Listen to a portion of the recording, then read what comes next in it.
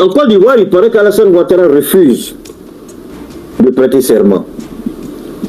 Alors, Ivoirien, mais cependant, je ne vais pas me tromper, il y a une image claire et nette qui est venue devant moi. Je ne sais pas quand cela va s'accomplir, mais j'ai entendu à la télévision de l'État, la RTI, j'ai vu, mais le visage de l'autorité m'échappe un peu. La Côte d'Ivoire est en deuil. On vient de perdre le président Alassane Ouattara. Voilà l'image qui est venue, que j'ai vue. Quand ça va se faire, je ne sais pas. Et puis, en même temps, je dis, mais Dieu, attention. On ne peut pas dire attention à Dieu, mais c'est à moi-même, je dis, ah, mais Dieu, ton serviteur a dit, c'est là, humilié. Et puis, c'est comme quelque chose encore me dit, mais l'humiliation de Dieu, et pour toi, ce n'est pas la même chose. Ce qu'il vit là, c'est la pire humiliation qu'il puisse vivre lui-même. Parce qu'au-dedans de lui-même, il est humilié. Il est fortement blessé, humilié. Il dit, ah. Et puis l'image revient encore. Mais là, je cherche à voir qui a annoncé la nouvelle à la RTI.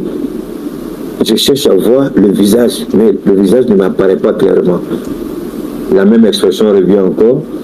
Ivoirien, Ivoirienne, le pays en deuil, le pays est attristé, blablabla, bla, le président Ouattara nous a quittés.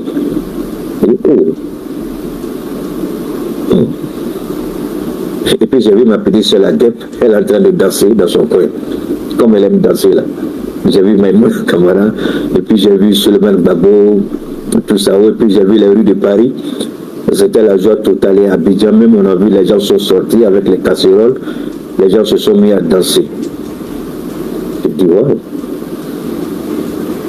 Bon, je ne sais pas si ce sera cette année, ou bien si ce sera une autre année, moi je ne sais pas. Mais en tout cas, ce que j'ai vu, je m'arrête là, je ne peux pas faire d'autres commentaires supplémentaires. Sinon, je deviens menteur face à l'Éternel. Alors, voilà ce qui s'est passé et que nous n'avons pas accepté. Mais avant d'aller plus loin, beaucoup d'informations sont en train de sortir sur cette soi-disant coup d'État. Et voilà ce que aussi le Seigneur aussi m'a fait comprendre. Mon Dieu, Allah. Les gens pensent que c'est un coup d'État d'Ambalo. Mais le coup d'État peut tourner, même si c'est le coup d'État d'Ambalo, ça peut se retourner contre Ambalo. C'est comme si Dieu me disait, c'est lui qui a la possibilité, la capacité de tourner le cœur des gens. Ambalo peut être à l'origine, mais ça peut se retourner contre lui. Alors j'ai cherché à comprendre, mais pourquoi. Et je cherche encore jusqu'à présent, je n'arrive pas à comprendre parce qu'il y a eu l'implication directe de la CEDEAO. Et d'autres choses, Macron a refusé, je dis bien, Macron a refusé. Macron, oui, bon, Christophe, moi je ne suis pas Dieu, j'ai vu ça, et moi c'est la question que je me suis posée au-dedans de moi-même. C'est comme si mon esprit posait cette question à Dieu, mais Dieu, il a fait trop de temps, il ne peut pas aller comme ça, tu vois. Et c'est, bon, c'est pourquoi je te dis, je ne connais pas quand est-ce que ça va se passer, dans quelles circonstances ça va se passer. Tu vois, donc on va rester comme ça, on va voir ce que ça va donner après. Alors, oui, moi je n'ai pas peur, hein. Prenez bic à cause de Dieu, vous tous prenez bic avec feu. Dites à 10 ça, vous marquez la date d'aujourd'hui, puis vous gardez. Hein? C'est bon, gardez ça. Alors, donc, le cas Ambalo, c'est l'un des coups d'État, depuis que je suis adulte, que je fais la politique, c'est un coup d'État que je n'ai rien compris. C'est un coup d'État. Celui qui peut dire qu'il comprend le coup d'État qui s'est passé à Guinée-Bissau là, ah, la personne est faute d'elle. Chacun va donner son interprétation. Mais parce que toi tu crois que ce que toi tu penses que c'est ça là, après tu découvres un autre élément. Tu remets en doute tout ce que tu as dit. Parce que là aussi, pendant que je recevais cette information sur Alassane Ouattara, je me posais aussi des questions, j'ai dit, ah mais attention, j'ai dit aux gens que c'est un coup d'État et c'est un vrai coup d'État. Et puis, j'ai dit, mais il y a beaucoup de contradictions qui sortent, qui disent ça, qui disent ça. C'est comme si Dieu me dit, bon, mais d'accord, il faut regarder, tu vas voir ce que ça va donner. Alors, Mais pourtant, le Sénégal s'est retrouvé au centre de cette situation. C'est le Sénégal qui est au centre. Mais regardez une situation. Guy Marius Sagna, que vous connaissez tous, le député sulfureux du Sénégal, Guy Marius, elle a été claire. Et mieux, Ousmane Sonko, ici, a désavoué complètement et directement son président. Il a allumé directement Diomaye Faye, Ousmane Sonko. Il n'est pas allé avec le dos de la cuillère. Il a dit ces 4 vérités, Ousmane Sonko. J'espère que je pourrai retrouver ça pour vous. Mais permettez-moi d'abord de voir. Permettez-moi de. Je crois que je dois avoir l'information ici. Dans une seconde, je vais faire sortir l'information pour vous. Parce que pour moi, voilà, ça va être ici. Ah, je vais revenir sur ça, mais permettez-moi d'abord. Le député sénégalais Guy Marius Sagna a publié un message dans lequel il met en cause l'attitude de la CEDEAO face à la situation politique en Guinée-Bissau. Dans son texte, il affirme que l'organisation régionale a soutenu plusieurs décisions prises par le président bissau-guinéen Umaru Sissoco Embalo, notamment la dissolution de l'Assemblée nationale de la Guinée-Bissau, l'expulsion d'une délégation de la CEDEAO de la Guinée-Bissau et des restrictions concernant la participation de certains partis politiques aux élections présidentielles.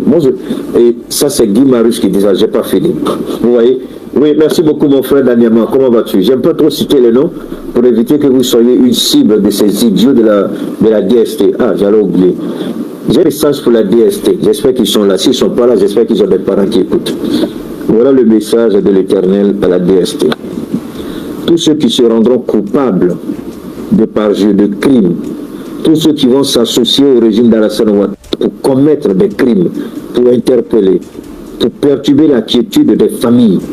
Parce que en droit pénal, la responsabilité est individuelle. Mais vous allez dans les familles des gens, vous essayez d'influencer, vous essayez de les martyriser, vous essayez de mettre une pression psychologique. Et Dieu me dit de vous dire à tous, rien de bon ne sortira de vous. Tous vos enfants seront maudits. Les filles seront des prostituées, des ratées, les garçons seront des drogués, des voleurs, il ne sera rien. Maintenant, je dis pour moi, je m'en fous que vous soyez d'accord avec moi.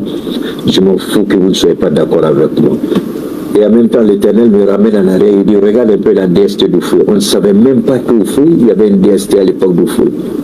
Tellement les gens étaient discrets et faisaient leur travail. Avec Bédier, on ne savait même pas. Même avec Babo.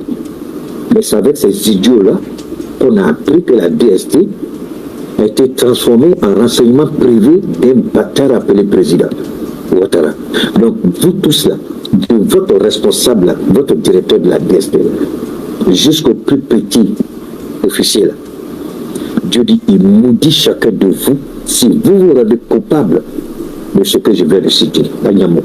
Continuez ça. Donc, dans son texte, il affirme que l'organisation a soutenu plusieurs décisions d'Umbalo qui étaient contraires à la constitution bissau-guinéenne. Il a soutenu également que les dirigeants de la CEDEAO ont continué d'appuyer Umaru Sissoco Embalo lors des récents événements dans le pays. Il y a beaucoup de choses qui se sont produites en Guinée-Bissau et la CEDEAO est restée silencieuse. Donc, alors, selon les informations exclusives obtenues, le député, par ailleurs, qu'en tant que président en exercice de la CEDEAO, Umaru Embalo avait demandé au secrétaire général. Regardez, hein, quand il était. Moi, j'avais oublié cette partie-là. Quand il était en sa qualité de président de la CEDEAO, je ne savais pas qu'il avait demandé aux Nations Unies d'interdire au Mali, au Burkina et au Niger d'avoir droit à la parole à la tribune des Nations Unies. Moi je ne savais pas ça, c'est Guy Marius. Je vais lire. Le député rappelle par ailleurs qu'en tant que président en exercice de la CEDEAO, Umaru Sissoco Embalo avait demandé au secrétaire général des Nations Unies d'interdire les interventions à la tribune de l'ONU des autorités de transition du Mali, du Niger et du Burkina Faso. Ça, je ne savais rien de tout ça. On est avec vous. Quand j'ai lu, j'ai dit, ah bon? On ne s'attaque pas à l'AES pour rien. Je répète, on ne s'attaque pas à l'AES pour rien. Quand ils ont échoué à empêcher le Niger d'avoir accès à la tribune des Nations Unies, les conséquences étaient énormes. Et le secrétaire général, Antonio, a regretté fortement parce que les implications diplomatiques étaient énormes. Ils se sont rachetés. Le Niger a eu son droit de mot à la tribune des Nations Unies, ainsi que le Mali et le Burkina. Alors, quand vous conspirez dans le dos de ceux qui n'ont rien fait, qui ne demandent que justice, quand vous conspirez dans le dos de l'État du Mali, du Burkina et du Niger, des États qui n'ont rien demandé que d'assumer leur souveraineté, et imbécile, bâtard, je supporte Blé Goudé, Nyamoukodé, imbécile, mal élevé, donner deux quoi la même, c'est toi qui payes, bâtard que tu es. Je supporte Blé Goudé, imbécile. Si tu n'es pas d'accord, il faut faire ce que tu veux. Maudit que tu sois, bâtard que tu es. Alors donc, selon Confidence, alors on va continuer. Donc Guy, c'est pas fini, hein. Je continue. La France, donc, Oumarou Balo avait demandé que nous ne intervenons pas. Bon, Dieu merci, il n'a pas été écouté. Aujourd'hui, il est où? Donc, c'est pas même quand on dit que le coup d'État, c'est un coup d'État d'Ambalo. Regardez bien ce qui se passe, je vous en prie, écoutez très bien. Même si c'est un coup d'État d'Ambalo, regardez la nature. C'est lui qui a été humilié. Lui qui voulait mettre sur pied. C'est pourquoi je dis, j'ai l'habitude de vous le dire, je le répète aujourd'hui. C'est-à-dire que quand vous êtes devant une situation, on vous dit c'est ça, on vous dit c'est ça, ne rentrez pas dans ça. Qu'est-ce que je vous dis? Dans une situation, quelle que soit la nature de la situation, quelle que soit la nature de la gravité, ne dites pas que tout est mauvais. Il y a du bon quelque part dedans. Est-ce que vous voyez? Donc, comprenez ça très bien. Je répète une dernière fois. Quand vous regardez une situation, je vous donnerai un autre exemple. Simple. Chez nous ici, on avait connu à peu près 2 mois, 3 mois, ce qu'on appelle, pour la première fois dans l'histoire de ce beau pays, une pénurie de carburant. Ce qui n'était pas de la volonté de nos autorités, mais une volonté manifeste de ceux qui veulent voir notre pays être déstabilisé. Ils en ont profité pour lancer leur venin, l'intoxication, la désinformation. Ils avaient même dit que Bamako était déjà entre les mains des terroristes. Vous avez entendu tout ça. Et j'ai l'habitude de dire une chose que je le répète aujourd'hui. J'ai dit, je ne suis ni Dieu, ni prophète, ni rien. Mais j'ai toujours dit, si je ne dis rien, passez votre route. Ça veut dire ce que ça veut dire. Je dis, si je n'en parle pas, passez votre route. C'est ce que j'ai l'habitude de dire. Alors, dans cette situation, on a découvert que l'État n'avait pas sa mainmise dans la gestion des hydrocarbures, ce qui est une menace au niveau sécuritaire très grave. Mais ce n'était pas la faute, ou ce n'est pas la faute de ceux qui sont au pouvoir aujourd'hui. Mais c'est ceux, les politiciens, les enfants de ce pays, qui ont vu ce pays comme une vache au lait. Celui qui a le couteau le plus tranchant vient couper la grande partie pour aller avec. Donc le Mali était comme quelque chose, il faut s'en servir. Les politiciens n'ont pas vu le Mali comme un pays qu'il faut servir, mais ils ont vu le Mali comme une opportunité de se servir. Est-ce que le français est bon là? C'est bon? Badou, ça va, tu es arrivé en retard là ma chérie. J'espère que tu es là, ça va bien tout le monde? D'accord, j'ai un message pour toi. Et écoutez très bien, je répète. Les politiciens maliens, la plupart du temps, les politiciens de la France-Afrique, Dieu merci, nous n'est plus dedans, les 3 pays. Eux, ils ne viennent pas servir le pays. Mais ils viennent se servir du pays. Alors nous, on a compris, avec cette crise de carburant, que l'État ne gérait rien et l'État ne contrôlait rien. Donc ça a permis à l'État de se remettre en cause et de dire On a tous vu la place de l'État. Alors imaginez si l'État n'était pas en mesure, si notre armée n'était pas en position aujourd'hui, les terroristes seraient déjà rentrés chez moi ici pour venir s'asseoir et puis profiter de toutes les belles choses que Dieu m'a fait grâce. Mais c'est parce que, et même quand nos soldats versaient le sang, c'est pourquoi le Premier ministre a dit, c'est pas le carburant que nous recevons au Mali, c'est le sang que nous recevons au Mali, parce que des soldats mouraient pour protéger les camions citernes. Et d'autres importateurs véreux, corrompus, malhonnêtes, détournaient pour aller les vendre aux Chinois. Je crois que les Chinois achetaient le litre à 2500. Il y a des personnes même qui achetaient il y en a même qui achetaient à 1500, 2000. Oui, au Mali ici. Le fût de 200 litres, il y en a qui l'achetaient à 300 000. Vous pouvez imaginer ça?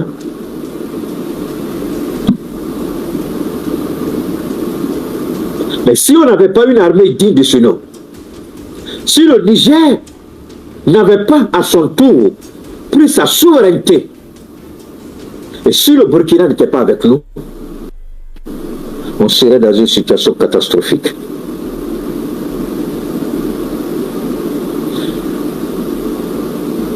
Tu es malade ou bien quoi? Si tu fais contradiction, c'est dans mon direct, tu veux faire contradiction, ça ne va pas dans ta tête, tu veux chier dans ta tête. C'est dans mon direct, tu veux faire contradiction. Si tu es garçon, il faut organiser ce que vous appelez panel et puis tu m'invites là-bas. Ouais. Alors, puisque ça s'appelle contradiction, vous écrivez que vous ne savez même pas ce que ça signifie. La contradiction, tu sais ça signifie. Tu veux que je te fasse un petit coup de français ici? Tu vois quelqu'un en train de parler, puis tu veux mettre un peu de banane dans mes jambes là. Tu n'es pas de blé, tu es malade ou bien quoi. Je suis le papa de blé, ou je suis ton papa. Je suis à ton service. Ce que j'ai dit depuis le début, j'ai fini de dire ça. Et puis je le défends. Je ne suis pas libre de défendre qui je veux. C'est toi qui m'habilles. C'est toi qui paie mes factures ici. C'est toi qui me nourris. Tu me dis, tu soutiens Blé Goudé. Et si je le soutiens, tu vas me faire quoi? Tu as quoi pour me faire? Tu veux m'empêcher de le soutenir? Tu vois que je suis un lâche? Moi là, je travaille en pleine lumière devant tout le monde. Je le soutiens bien. Si ce qu'il dit est vrai, je dis c'est vrai. Ce qu'il dit est faux est faux. Si vous êtes un bête abruti là, c'est votre problème. Idiot, idiot. Quand tu seras dans ta tombe là, Dieu va te poser des questions. Tu as attaqué Blé Goudé là, sur quelle base tu l'as attaqué? Dieu va te poser des questions. Vous êtes tellement bête, vous croyez que ça fait des politiques, vous croyez que vous n'allez pas mourir, vous allez mourir. On va vous demander. Alors faites ce qui est juste. S'il est mauvais, le jour il est mauvais, dites qu'il est mauvais. Le jour il est bon, dites qu'il est bon. Nourris tes enfants comme ça c'est ton problème. Ça, c'est quel petit ça là. Alors, donc, des gens qui font des bêtises, on dirait qu'ils ne vont pas mourir. Ou bien quand on vous dit que chacun va répondre de ces actes-là, dans sa tombe-là, tu n'as aucune idée de ce que cela signifie? Non, de temps en temps, il faut qu'on parle, mon ami. Il ne faut pas laisser. Non. Moi, je ne fais pas ça. Moi, je fais l'éducation et la formation. Parce qu'il y a des idiots comme ça qui ont besoin d'entendre. Maintenant, ceux qui doivent être salués, ceux qui doivent recevoir le salut de Dieu, ils vont se remettre en cause et puis arrêter. Donc souvent, quand vous dites laisser, c'est pas bon. Souvent, Dieu les incite pour que tu parles. Mais ce n'est pas par rapport à eux, parce qu'il y a quelqu'un qui est là, à qui le message est adressé, mais qui est dans le noir, qui ne parle pas, tu ne sais même pas. Donc en parlant comme ça, tu aides la personne. La personne peut se remettre en cause, peut dire, ce que je fais, est-ce que c'est bon? Est-ce que moi j'ai dit à quelqu'un de me suivre bêtement? Est-ce que j'ai dit à quelqu'un de suivre bêtement quelqu'un? J'ai dit, réfléchissez. Le jour que c'est mauvais, là, dites que c'est mauvais. Le jour que c'est bon, dites que c'est bon. Voilà ce que Dieu attend de nous. Mais ce qui est bon, ce qui est mauvais, pour vous, tout est mauvais. Vous ne cherchez même pas à savoir ce qui est bon, ce qui est juste. Après, quand les problèmes commencent dans votre vie de merde, on m'a attaqué, les chaussées sont contre moi, le village, c'est au village, c'est ça qui est là. Quand les villages, quel villageois? Les bêtises que vous faites sur les réseaux, vous ne voyez pas? Alors, quand Arafat a fait cette bêtise, il est mort là. Ils ont cherché à attribuer ça à des gens. Mais le train de vie d'Arafat, qui ne savait pas? Qui ne savait pas qu'il allait mourir comme ça? Maintenant, ça c'est Guy Marius qui a parlé. C'est pas ça? On va continuer. On revient ici. Je reviens là. Selon des informations exclusives obtenues par Confidentiel Afrique, muni de ses 2 téléphones portables, le président renversé Umaru Sissoko Embalo a pu passer hier toute l'après-midi et jusque tard dans la nuit des coups de fil à plusieurs palais africains. Alors je vais m'arrêter là. Les gens disent que c'est une révolution de palais. Je m'en fous de ceux qui disent ça, ils ont leur raison que je respecte. Ma raison, je vais la donner. Quand vous êtes président et que vous êtes renversé, Dieu merci, nous ne sommes plus dans les années 1980-90 où on rentre avec une force agressive pour vous liquider. Mais les coups d'État maintenant, si vous voyez bien, ce ne sont plus des coups d'État téléguidés depuis Paris. Mais ce sont des coups d'État qui sont décidés à la minute chez nous ici même. Donc très souvent, ces coups d'État, ce n'est pas fait avec la violence que nous avons connue dans les années 70, 80, 90, avec l'implication de la France. On a vu comment Sankara a été abattu froidement par Blaise Compaoré. On a vu comment Patrice Lumumba a été tué. Amical Cabral, tout ce que vous connaissez, tous ces grands noms. Heureusement, Moussa Traoré a été arrêté. Mais John Kouda, qui était président intérimaire après un coup d'État, il a failli passer. Tellement les gens l'ont sonné, d'après ses propres confidences, il a fait comme s'il était mort et puis on l'a laissé. Alors, Ibeka n'a pas été liquidé. ATT n'a pas été liquidé. Merci pour la qualité de l'image. Merci à toi. Donc, ce que vous devez ressaisir, ce que vous devez retenir, c'est quoi? Est-ce qu'il faut comparer tous les coups d'État? Ça, c'est la première réflexion que chacun doit se faire. Deuxièmement, même quand Ibeka, paix à son âme, a été interpellé, brièvement, son téléphone lui a été arraché. Et puis, à la seconde, il a eu accès à son téléphone. Tous les présidents qui voulaient avoir de ses nouvelles l'ont appelé pour avoir ses nouvelles. Il a répondu à tout le monde. On ne lui a pas arraché son téléphone. ATT, lui, il a réussi à se déguiser et puis s'est retrouvé dans une ambassade et puis après s'est retrouvé au Sénégal, à Dakar. Mais d'autres présidents n'ont pas eu cette chance. D'autres ont été liquidés. Oumaro Embalo Sissoko, il avait ses deux téléphones, comme le dit Afrique Confidentielle. Il a appelé. Mais quand on a interpellé ceux qui l'ont interpellé, ce sont les mêmes personnes avec lesquelles il a fait sa campagne. C'était l'un était le chef, son chef d'État, qu'on appelle chef d'État, c'est ça, chef d'État-major, c'est ça, particulier. L'autre était ministre de l'Intérieur, l'autre était chef d'État de forces armées. Enfin, ceux qui ont fait le coup d'État, c'est les mêmes qui étaient avec lui pendant la campagne. La question qu'on doit se poser, même si nous n'aimons pas Omar, je suis le premier et je demeure encore très excité le fait qu'il ait perdu le pouvoir. Ce qui est intéressant dans cette situation, ce n'est pas que ce soit une révolution de palais, peu importe, mais c'est de voir quelle sera la suite du coup d'État. C'est de savoir comment les choses vont se présenter dans l'avenir. Est-ce que les militaires, parce qu'aujourd'hui, je vais vous dire une chose, si la France craignait une chose, c'était ça, parce que la France n'a pas sa main dedans. Donc, selon Confidentiel Afrique, le plus magnanime à sa demande d'exfiltration, ça aussi c'est un abus de langage, ces petits journalistes-là, d'exfiltration, est le président congolais Denis Sassou Nguesso, lequel a répondu à son appel. Donc il a appelé plein de présidents et ils n'ont pas répondu.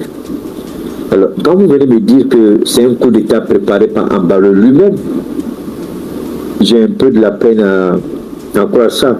Même si ça peut être vrai, mais je dis, moi j'ai un peu de la peine à croire à ça. C'est pas tout, hein. Alors, le président français Emmanuel Macron aurait pris ses distances avec le déchu président. Macron a refusé de répondre à son appel. Je voudrais d'Alassane Ouattara d'écouter très bien ici. Pourquoi Alassane Ouattara est en train de recaler, rejeter la prestation de service.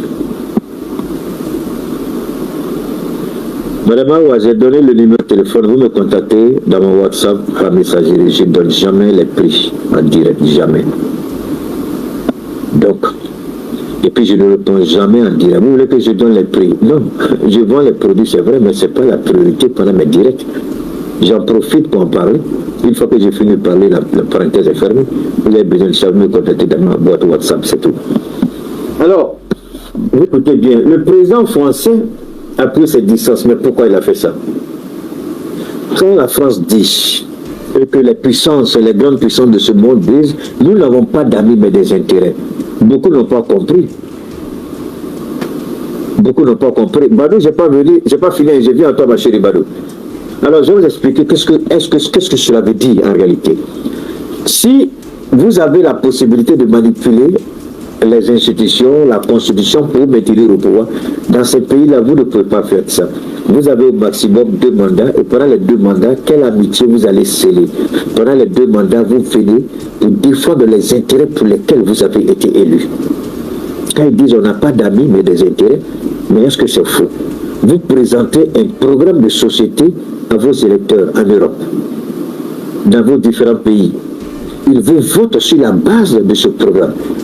Mais vous n'avez pas le luxe de vous tailler des amitiés en Afrique ou dans d'autres pays, mais que de répondre aux intérêts de votre pays, trouver ce qu'il faut pour faire avancer votre pays, pour continuer à garantir son mode de vie. Vous n'avez pas besoin d'être ami avec quelqu'un.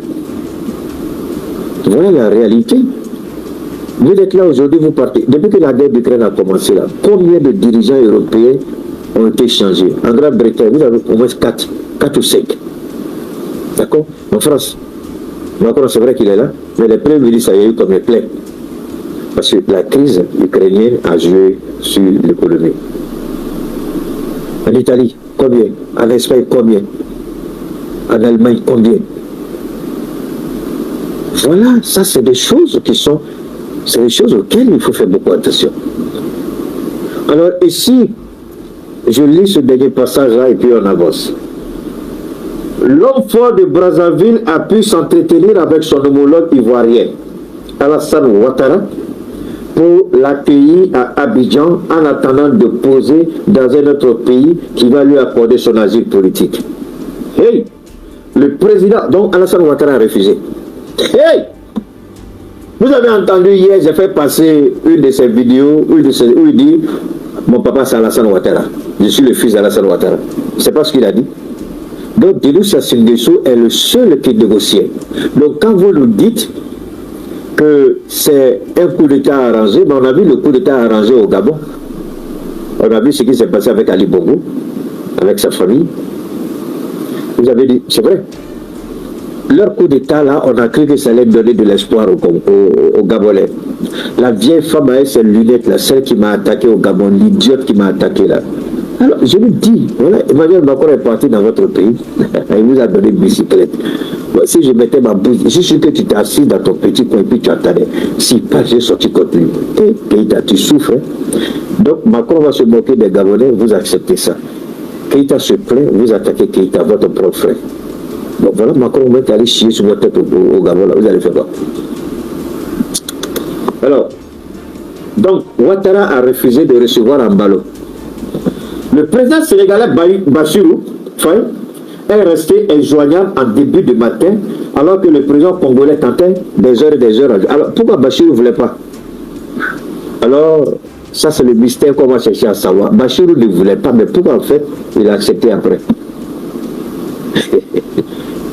Hey, écoutez, hein, je vous en prie, pour les nouvelles personnes, n'oubliez pas de vous abonner, d'accord? N'oubliez pas de vous abonner, de partager. Et si vous aimez ce que nous faisons, abonnez-vous pour ne rien rater. Parce que Keïta, ils ne sont pas tous les jours. Ils sont rarement, mais quand ils sont, ils prennent le temps pour bien parler. Ils mettent tassement partout et puis ils avancent. Mais on va écouter pourquoi Bassirou qui le matin ne voulait pas. Et puis soudainement, c'est chez lui qu'il allait déposer valise. Alors qu'on dit que c'est Embalo qui a organisé son propre État. Moi, je veux bien comprendre tout ça. Hein? Moi, c'est un questionnement. Hein? Je ne dis pas que ceux qui disent que c'est un coup d'État organisé par Embalo, c'est faux. Mais moi, je me pose des questions. C'est tout. Alors, on continue. Donc, le président sénégalais Bassirou est resté injoignable en début de matin, alors que le président congolais tentait des heures et des heures à le joindre. Selon une source du cabinet présidentiel de Dakar, Sassou a pu s'entretenir avec le directeur du cabinet du président Diomaye Faye, Marie Tonian, au sujet du président renversé Oumarou Sissoko Ablo. Le président ivoirien Alassane Ouattara a dépêché un avion spécial avec un équipage étranger pour venir chercher en urgence à Bissau Oumarou. Ça c'est vrai. L'avion qui allait le chercher, ça c'est vrai. c'est un avion de la flotte présidentielle. Je crois que ça doit être le Fokker ou le Grumman, je ne sais pas c'est lequel. Mais c'est un avion présidentiel ivoirien qui allait le chercher en Guinée-Bissau. Quand on parle d'exfiltration, les gens racontent de n'importe quoi. Comme un avion présidentiel de la Côte d'Ivoire a atterri conformément à l'accord, à la négociation qui a eu lieu. Il n'y a pas eu d'exfiltration. Il n'a jamais été exfiltré. C'est un abus de langage de la part des journalistes des petits. Ils utilisent des expressions souvent. Bon, enfin, c'est leur problème. Alors, ici, il y a eu des négociations. Sassou est intervenu personnellement. Maintenant, je vais vous dire ce que la presse ne vous a pas dit, ce que les médias ne vous ont pas dit. Et ce que je vais vous dire est incontestable. Aucun journaliste ne peut contester ça. Et les présidents qui seront nommés, aucun palais ne va dire que ce que j'ai dit est faux. Mais seulement ils seront surpris de savoir comment j'ai pu avoir accès à cette information qu'ils croyaient peut-être confidentielle à leur niveau. Il y a eu des négociations à tous les niveaux. Les présidents n'aiment pas, selon eux, parler directement avec ceux qu'ils appellent les putschistes. Mais dans le cas-ci, ils ont parlé avec les putschistes et ensuite, ils ont ouvert d'abord le bal. Sassou a parlé avec eux. Sassou a été le premier à négocier avec les putschistes. Il leur a demandé de laisser Embalo partir. Je mets la présidence congolaise au défi. Je ne parle pas de Congo-Kinshasa, je parle de Congo-Brazzaville. Et quand Sassou a parlé avec eux, et qu'ils ont donné leur accord à Sassou, parce que tous les autres présidents de la CEDEAO, y compris le président de la commission de la CEDEAO, personne n'était en mesure d'aider Embalo Sissoko. Personne. Même pas Tinibou. Personne au sein de la CEDEAO. Il n'a pas été aidé par la CEDEAO. C'est pourquoi il n'a pas appelé directement la CEDEAO. Sassou n'était pas le seul président qu'il a appelé. Il a tenté de joindre Emmanuel Macron qui n'a pas répondu favorablement. Quand vous ne pouvez pas joindre un président, vous pouvez joindre soit le secrétaire général de la présidence, soit le directeur de cabinet, soit le chef de cabinet. Ou, comment on appelle ça, le chef d'état-major particulier du président. Vous pouvez le joindre aussi. Ou même le conseil spécial du président. Vous pouvez le joindre. Si vous n'avez pas joindre le président, vous avez... Tout ça, ce sont des carnets d'adresse que tous les présidents ont. Il a ça. Donc, vu que Macron n'a pas répondu, il savait très bien que la cause était entendue. Il savait aussi que dans la sous-région, il serait difficile. Donc, il faut chercher un allié ailleurs, en dehors de la CEDEAO. En fait, le Maroc a commencé à faire quelque chose, les Africains ne voient pas venir. Le Maroc a décidé désormais de recevoir tous les présidents qui seront déchus. Mais le Maroc n'est pas bête. Le roi du Maroc, c'est le plus grand économiste que moi je connaisse des temps modernes. Il est caché dans son petit coin, mais il fait beaucoup. Le roi du Maroc, qu'est-ce qu'il fait? Vous restez au Maroc, lui n'a aucun problème avec, mais il vous demande de localiser vos avoirs au Maroc, pour sécuriser vos avoirs au Maroc. Mais ça fait beaucoup d'argent. Quand vous venez déposer des milliards dans les comptes au Maroc, mais qu'est-ce que vous croyez que vous faites? L'argent est disponible pour financer des projets. Et vous n'allez pas aller au Maroc si vous n'avez pas... Vous pouvez aller, mais il vous demandera de localiser tous vos avoirs au Maroc. En tout cas, une grande partie. Vous croyez que Macky Sall, le palais qu'il a construit à Rabat, là, le terrain que le roi du Maroc lui a donné. Est-ce que vous avez une idée de la maison que Macky Sall a construite au Maroc? Est-ce que vous avez eu? C'est une maison qu'il a construite à la dimension du palais présidentiel sénégalais.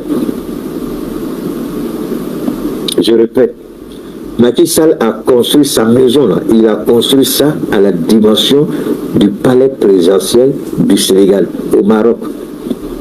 Allez sur les réseaux et puis chercher à voir l'image du palais de Macky Sall au Maroc.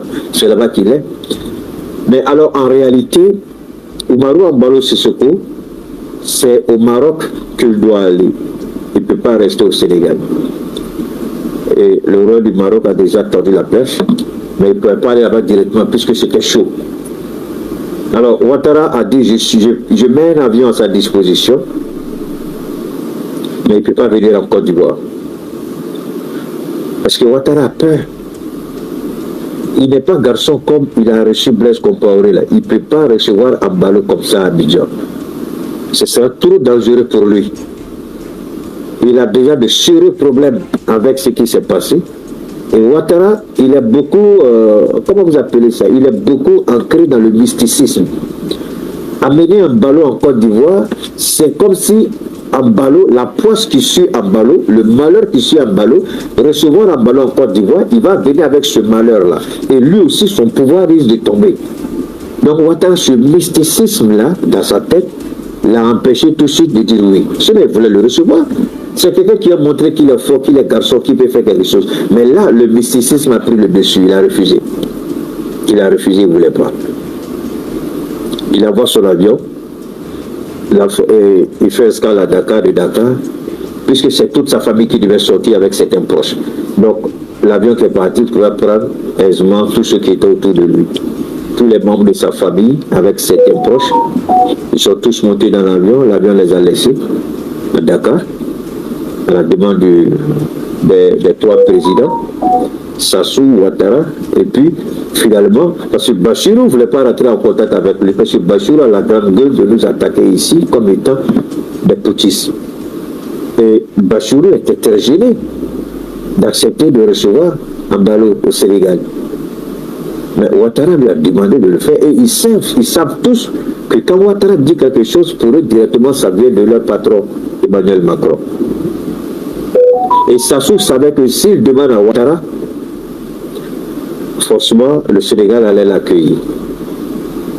Mais il a demandé à Ouattara, Ouattara a mis un avion de la flotte présidentielle à disposition, ils sont allés le chercher. Et puis, alors donc voilà un peu, c'est pas tout, hein. Il y a, et puis Ousmane Sonko aussi a parlé. Il a beaucoup parlé, mais comme vous le savez, il y a cette tension un peu entre Sonko et son président. Et cette tension est du genre, Sonko doit faire beaucoup attention. Sonko doit faire beaucoup attention.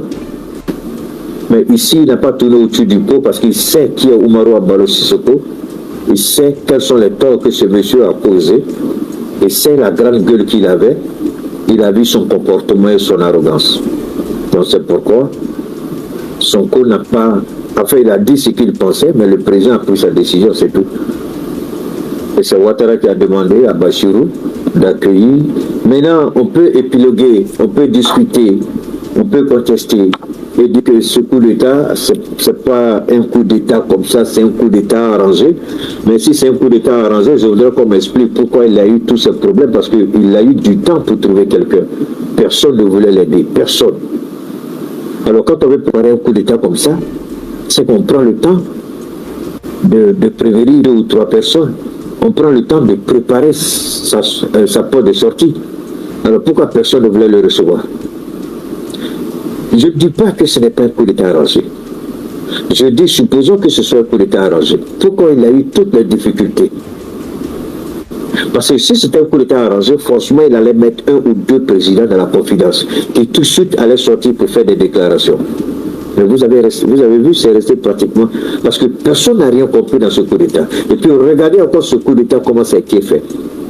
Pour la première fois, je vais faire écouter ça aussi, pour la première fois, je vais revenir sur un élément important. Regardez ici par exemple. Regardez, hein. Je vais vous faire voir ça. Ah, j'allais oublier. Bachirou, Bachili. Bon, ce gars-là, je ne sais pas, moi j'ai lancé défi. Je dis, je veux Comme il est sorti, il a parlé sur l'affaire de RTM là. Il dit c'est pas télévision. Bon, j'ai mis sa photo là. Bon, Marion, vous le connaissez, je suppose, avec un don. Voilà. Moi, je l'attends. Il n'a qu'à relever le défi. Il a écrit boum. Il dit, mon frère, pardon. Moi, je te mets au défi. Si tu as la mesure de ce que tu as écrit là, il t'admire là, au fait mieux pour le connaître. À la Kama, il faut m'inviter sur un plateau. Comme c'est ORTM que tu défends là, allons-y à l'ORTM. Tu ne vas pas aimer ce que je vais te faire là-bas. Vous venez, nous on fait notre combat, c'est vous qui sortez pour venir insulter. Alors, il y a eu, je viens, je n'ai pas encore fini, parce que les militaires ont prêté serment. Il y a un président qui a prêté serment. C'est-à-dire qu'il y a un coup d'État aujourd'hui. Demain, enfin, il y a un coup d'État hier, le français est plus correct, le coup d'État avant-hier. Avant-hier, il y a un coup d'État. Hier, le président a prêté serment. Aujourd'hui, le premier ministre a été nommé. Ça, c'est la première fois dans ma vie que je vois un coup d'État comme ça. Je ne sais pas. Donc, la question, c'est de savoir si c'est un coup arrangé. Je veux encore qu'on se coûte très bien ici. Si c'est un coup arrangé, il faut faire en sorte que tout le corps militaire soit d'accord. Est-ce qu'on peut dire que tous les militaires étaient d'accord? Oui. Très souvent, les officiers, les généraux, les colonels, les capitaines, les commandants, ils peuvent s'entendre avec un président. C'est pas ça? Mais, c'est pas eux tous. C'est pas eux tous. On a vu, pour que le général Tchani accepte la présidence, vous avez vu les négociations, il ne voulait pas. Les militaires ont fait tout pour qu'il accepte. Et quand il a accepté, il a donné ses conditions. Madagascar, c'était la même chose. Est-ce que vous voyez? Mon ami, il faut arrêter de m'emmerder. L'Élysée lui a donné quelque chose. Arrêtez d'emmerder les gens. Vous racontez des choses, vous ne savez même pas de quoi il s'agit. Alors, Madagascar, vous avez vu, Madagascar, c'était la même chose. Il a pris du temps pour parler avec ses hommes. Chez nous, ici, c'était la même chose. Mais regardez ici. Le coup d'État est fait hier. Aujourd'hui, il présente. Aujourd'hui, il prête serment. Et puis après, il y a un premier ministre qui est nommé. Alors, comment, même si la Guinée-Bissau est un petit pays, comment l'armée a pu s'entendre à moins de 48 heures et puis choisir un chef qui prête serment? Et puis pour prêter serment, regardez ce qu'ils ont fait. Je cherche la vidéo, je ne trouve pas. Il a prêté serment, mais il a prêté serment pas devant le Conseil constitutionnel. Non, non, non. C'est devant la hiérarchie militaire qu'il a prêté serment. Alors là, c'est quelque chose qui m'a surpris. Le président militaire, là, le général, là, il n'a pas prêté devant je ne sais pas, une juridiction constitutionnelle, je ne sais pas. Mais ce sont les militaires eux-mêmes, là, ils ont pris la constitution, et puis le gars allait prêter serment. Et puis il a prêté serment où? Il allait prêter serment, comment on appelle ça, à l'état-major. C'est-à-dire que tout a été fait à l'état-major. Tout a été fait à l'état-major. J'ai dit, mais c'est pas vrai. Alors, la question qu'on se pose, est-ce que pourquoi tout doit être fait à l'état-major? Il y a un problème. Il y a un problème. Est-ce que ceux-mêmes qui ont pris le pouvoir, là, ils sont certains même que le pouvoir qu'ils ont pris, ils peuvent garder? Ceux qui ont pris le pouvoir, là, est-ce que c'est avec la complicité du président? Si c'est la complicité du président, au moins, à Madagascar, là, ils ont été plus intelligents. Madagascar, qu'est-ce qu'ils ont fait? Ils ont tout dissous, mais qu'est-ce qu'ils ont fait? Ils ont laissé l'organe suprême. C'est devant cet organe-là, tout le monde a prêté serment. Quand ils ont dissous tout, là, ils ont laissé. Et c'est devant cet organe-là que le président allait prêter serment. Madagascar. Mais tout cas, eux, là, ils ont tout dissous. Et puis c'est dans leur camp militaire, là, à la caserne, là, au camp, comme on appelle, à l'état-major, entre eux militaires là-bas, et puis ils prêtent serment. Hey! J'ai regardé ça, j'ai dit, hey, aïe, Guinée-Bissau, Yako. J'ai dit, mais on va où avec ça? Et on me dit, c'est Oumaro Ambalo Sissoko qui a préparé ça. Il a préparé ça et puis il n'a pas prévu tout ça. Il prépare ça et puis ne leur dit pas, vous pouvez faire ça, mais laissez ça. Je ne dis pas qu'il n'a pas préparé. Moi, je soulève des questions. S'il y a des idiots qui pensent qu'ils connaissent ça, c'est leur problème, je m'en fous. Moi, je soulève des questions. Je permets à chacun de se poser des questions et de voir. Je ne demande à personne de me croire. Je dis ici, un crime n'est jamais parfait.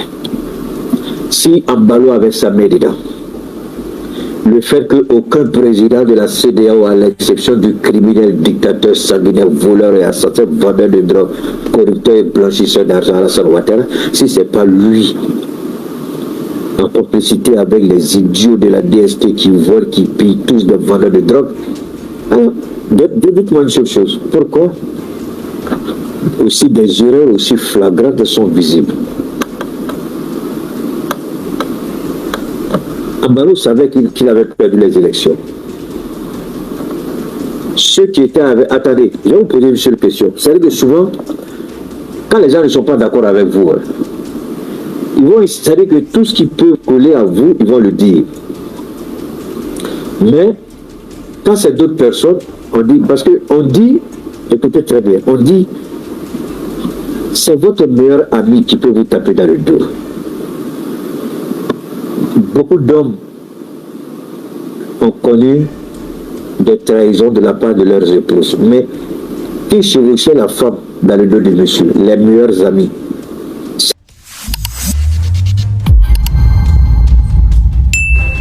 Merci d'avoir suivi cette vidéo. Si vous avez aimé le contenu, abonnez-vous à la chaîne et activez la cloche pour recevoir toutes nos prochaines publications.